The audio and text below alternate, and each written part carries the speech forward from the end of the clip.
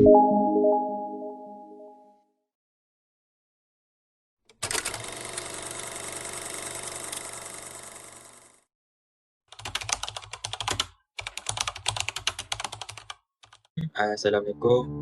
dan salam sejahtera.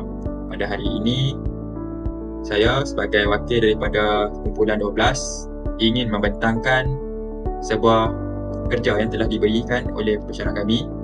Ini tugasan yang pertama.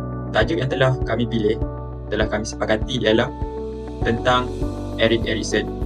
Dan ini tajuknya tahap perkembangan psikososial. Jadi, saya akan memperkenalkan ahli kumpulan 12. Ahli yang pertama terdiri daripada saya sendiri, Muhammad Syawal bin Syarizal, nombor metrik 284791. Saya Wanurin Sabrina binti Yunus, nombor metrik 284352. Saya Nur Izzat Atira binti Mafizul, nombor metrik 284477. Saya Sayyirah Safina binti Zaidi, nombor metrik 288461. Saya Nurul Farah Nafisah binti Ahmad, nombor metrik 288755. Okey, jadi ini antara ahli-ahli kumpulan 12.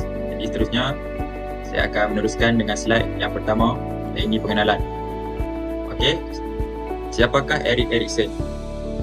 Erik Erikson dilahirkan pada 15 Jun 1902 di Frankfurt, Jerman. Nama penuh Erik Erikson ialah Erik Hamburger Erikson, yang ini merupakan seorang lelaki berwarga negara Jerman Amerika. Beliau merupakan tokoh psikologis perkembangan dan juga psikoanalisis. Jadi, beliau sangat dikenali dengan teori yang dipopularkannya seperti teori perkembangan manusia. Dia sangat terkenal dengan penciptaan idea berkaitan dengan krisis identiti. Dan beliau juga mempunyai dan membentuk teori berdasarkan pengalaman hidup yang dilalui. Menurut Erik Erikson, segala perkembangan psikologi yang sihat dan mampu berdaya saing dapat dilahirkan mengikut peringkat-peringkat yang telah dikenal pasti oleh beliau.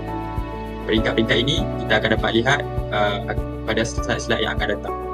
Okey, terima kasih. Kita teruskan dengan konsep perkembangan individu. Baiklah, terima kasih Syawal. Okey, sebelum kita meneruskan untuk mengetahui tentang lebih lanjut perkembangan individu yang ditafsirkan oleh Erik Erikson, mestilah kita perlu mengetahui dulu konsep konsep perkembangan individu itu. Okey, perkembangan individu boleh ditakrifkan sebagai perubahan tingkah laku yang terjadi kepada diri seseorang. Perubahan dalam perkembangan ini amatlah membantu dalam proses kematangan. Secara umumnya, perkembangan merupakan perubahan kualitatif yang tidak dapat diukur secara kuantitatif. Perkembangan adalah sebagai perubahan kepada struktur, pendapat dan tingkah laku seseorang. Fungsi biologi, faktor pemakanan dan pengaruh alam sekitar merupakan antara faktor terjadinya perkembangan individu. Sebagai contoh, seseorang individu berkembang dari segi sosial apabila dapat menyesuaikan diri dengan rakan sebaya kerana keadaan persekitarannya yang baik. Ia juga dipercayai dihasilkan daripada tindakan yang berkaitan dengan pembelajaran jasmani dan pembelajaran. Okay, next. Okey, proses perkembangan ini adalah bersifat berterusan, iaitu sepanjang hayat seseorang individu tersebut. Sebagai contoh, bermula daripada bayi sehingga ke akhir hayat seseorang. Perkembangan individu boleh dilihat melalui perubahan dari segi suara, cara berfikir, komunikasi dan sebagainya. Secara ringkasnya, perkembangan individu merangkumi aspek jasmani, mental, emosi dan sosial. Hal ini berkaitan dengan teori Erik Erikson yang menyatakan bahawa perkembangan berlaku mengikut tahap tertentu. Teori perkembangan beliau menggabungkan faktor kendiri dari segi emosi dan sosial. Okey, saya serahkan kepada saudari Izzah. Okey, kita akan teruskan dengan penerangan tentang teori perkembangan individu Erik Erikson. Okey, jadi apa sebenarnya teori perkembangan psikososial atau perkembangan individu Erik Erikson ni? Okey, ianya tidak seperti teori tahap psikososial Freud. Bagaimanapun, teori Erik Erikson ni menggambarkan tentang pengalaman sosial merentasi seluruh jangka hayat. Okey, teori perkembangan individu Erik Erikson ini menganalisis tentang perkembangan sosial kanak-kanak dalam jangka masa kehidupan mereka dan menjelaskan bahawa manusia mempunyai keperluan asas yang sama dan bergantung kepada tindak balas terhadap keperluan tersebut. Okey, seterusnya, teori perkembangan psikososial Erikson adalah sebuah teori perkembangan individu yang menggabungkan faktor pendiri emosi dan sosial seperti pencarian identiti seseorang dan hubungan individu dengan orang lain. Okey, seterusnya, ianya juga merupakan kesinambungan dari teori Sigmund Freud tentang psikoseksual. Tetapi Freud menerangkan dalam teorinya tentang keseluruhan fenomena pengalaman hidup seseorang. Tetapi Erikson membawa satu teori di mana personaliti seseorang terbentuk melalui beberapa fasa peringkat, iaitu kita ada 8 peringkat. Okey, seterusnya. Next. Okey, saya akan terangkan tentang prinsip teori Erikson. Okay, yang pertama, yang menerangkan bahawa manusia mempunyai keperluan asas yang sama seperti makan, minum dan sebagainya. Yang kedua, perkembangan individu bergantung kepada tidak balas terhadap keperluan asas tersebut. Contohnya, jika keperluan asas tersebut tentang makan dan minum, jadi perkembangan individu seseorang itu bergantung kepada keberhasilan keperluan asas tersebut. Ketiga, perkembangan manusia mengikut peringkat-peringkat yang tertentu, iaitu kita ada 8 peringkat.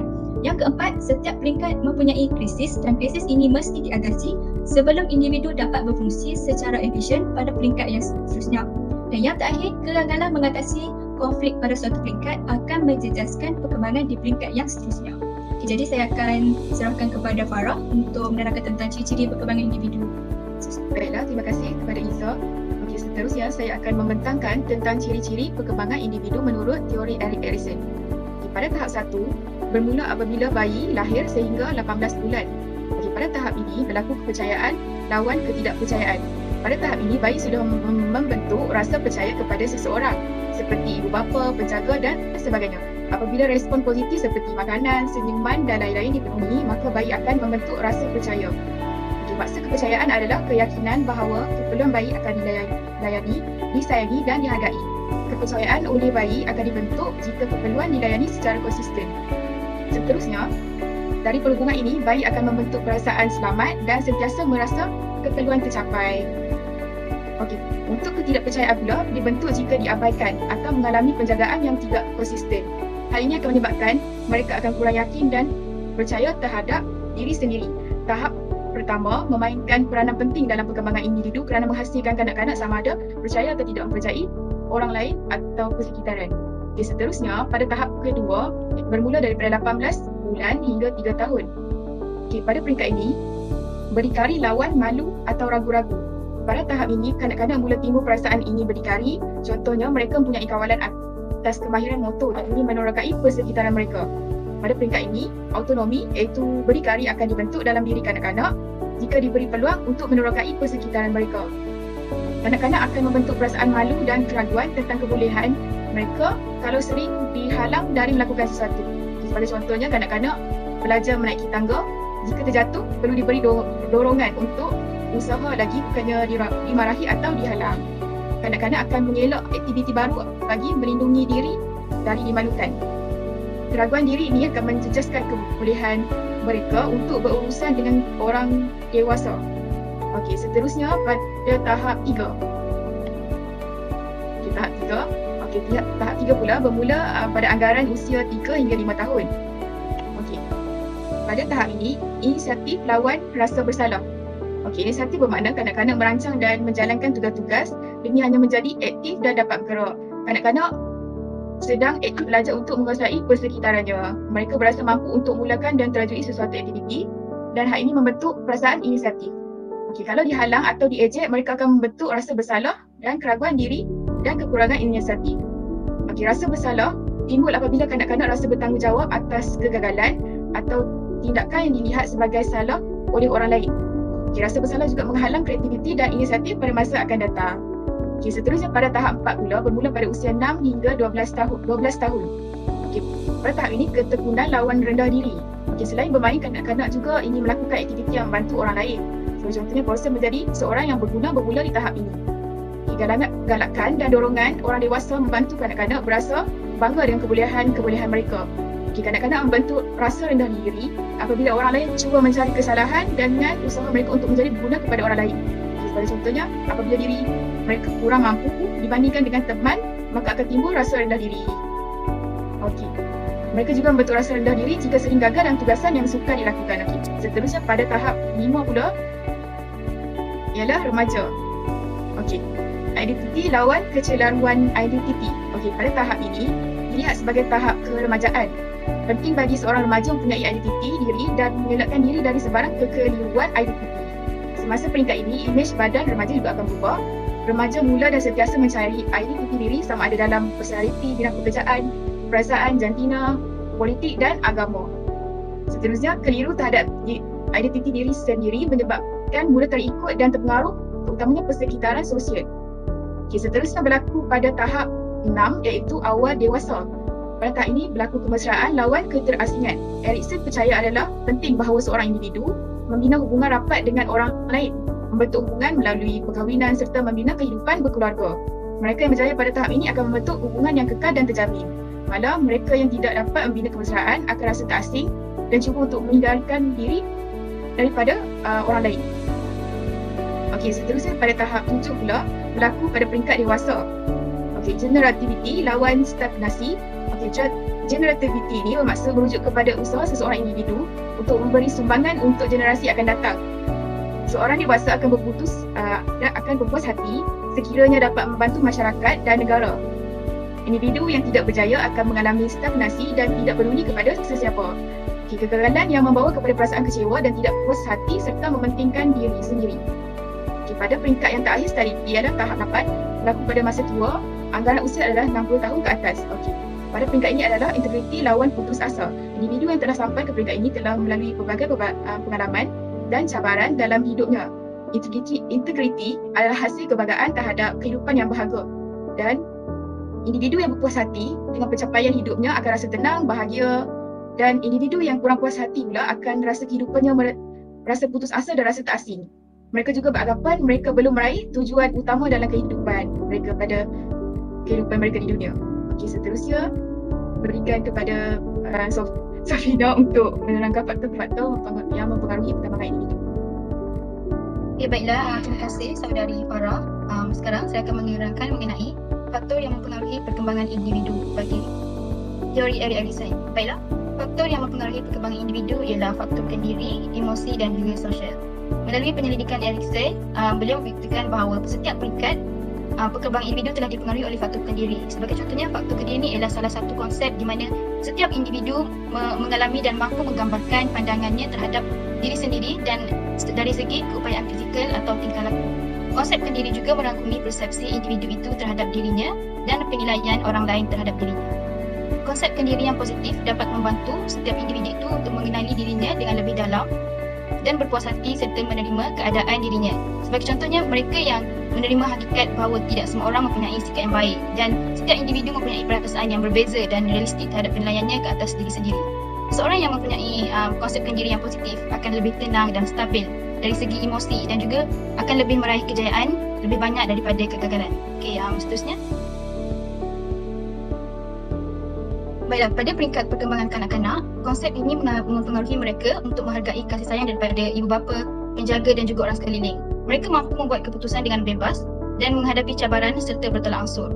Kanak-kanak pada peringkat umur ini akan berkembang sebagai objek yang memerlukan sokongan daripada banyak pihak untuk mewujudkan konsep kendiri yang positif.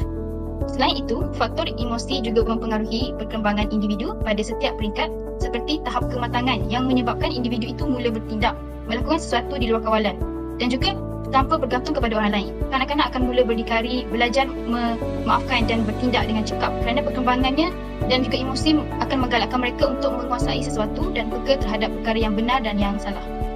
Selain itu, dalam proses perkembangan individu ini, faktor yang mempengaruhi konsep kendiri positif ialah persekitaran masyarakat, model iaitu ibu bapa sendiri, adik-beradik dan juga orang sekelilingnya, kerana mereka ialah persekitaran awal yang memberi pendedahan kepada kanak-kanak itu. Persepsi yang positif terhadap diri sendiri akan membantu perkembangan individu itu untuk yakin dengan diri sendiri dan memahami matlamat hidup dalam setiap peringkat umur. Seterusnya. Okey, emosi adalah perasaan yang kuat dalam diri seseorang yang mampu ditonjolkan melalui hanya dengan tingkah laku, iaitu perasaan serba salah atau marah dalam diri akan ditunjukkan melalui tindakan tertentu. Keadaan keluarga merupakan faktor utama yang membentuk perkembangan individu dari segi kepercayaan, gaya hidup dan juga status sosioekonomi keluarga. Ini akan melahirkan individu yang mengikut perbezaan kadar perkembangannya, mengikut status sosioekonomi keluarga dan juga persekitarannya. Faktor seterusnya ialah sosial atau persekitaran individu sepanjang proses perkembangan. Perkara ini merujuk kepada keadaan dari pengalaman setiap individu dari peringkat umur yang masih awal dari bayi hingga ke dewasa. Seterusnya. Pada peringkat umur kanak-kanak, asuhan keluarga banyak mempengaruhi mereka dalam pembentukan identiti dan personaliti diri sendiri. Pada peringkat remaja pula, faktor sosial yang mempengaruhi mereka untuk berkembang dari segi hubungan dengan orang lain dan proses sama ada daripada proses peniruan atau inspirasi. Pengaruh rakan sebaya dan adik-beradik juga membantu individu untuk meneroka dan berinteraksi dengan orang ramai secara bebas tanpa bergantung kepada ibu bapa atau juga penjaga. Sebagai contoh, sikap bekerjasama atau bertolak ansur yang dipupuk oleh abang, kakak atau saudara mara di sekeliling akan mempengaruhi tingkah laku mereka untuk melakukan hal yang sama kepada orang lain. Tambahan pula, teknologi zaman sekarang juga bertindak sebagai medium terpenting yang sangat mempengaruhi corak tingkah laku individu dalam setiap peringkat umur. Kumpulan yang kita dapat gambarkan daripada keseluruhan pembentangan pada hari ini ialah banyak perkara yang boleh dipelajari daripada teori yang diperkenalkan oleh Erik Erikson dalam perkembangan teori psikososial ini. Setiap teori mempunyai pendekatan yang berbeza. Begitu juga dengan Erik Erikson mempunyai caranya yang tersendiri, iaitu merumuskan setiap daripada apa yang berlaku dalam pengalaman hidupnya dengan menjadikan ia sebagai satu teori. Jadi ini amat penting dalam mengenali setiap teori yang dipelajari untuk diimplementasikan kepada kanak-kanak. Antara manfaat yang boleh diterima oleh guru dan pelajar hasil daripada teori yang diperkenalkan oleh Erik Erikson ini ialah yang pertama, dapat menyediakan bahan pengajian dan pembelajaran yang bersesuaian mengikut kemampuan para pelajar. Yang kedua, mampu menarik minat para pelajar apabila setiap kandungan pembelajaran menepati citarasa mengikut umur, jantina maupun keadaan kanak-kanak pada ketika itu. Dan yang terakhir sekali, ini yang ketiga, dapat memberi nafas baru dan secara tidak langsung memberi pelajar lebih bersemangat untuk mempelajari sesuatu yang baru dan perkara yang lebih menarik di sekolah. Kerana seperti yang kita tahu, pembelajaran ini merupakan salah satu perkara yang seronok dan bukan hanya perkara yang wajib untuk kita ikuti semata-mata. Sekian, terima kasih daripada kami Satu Kumpulan.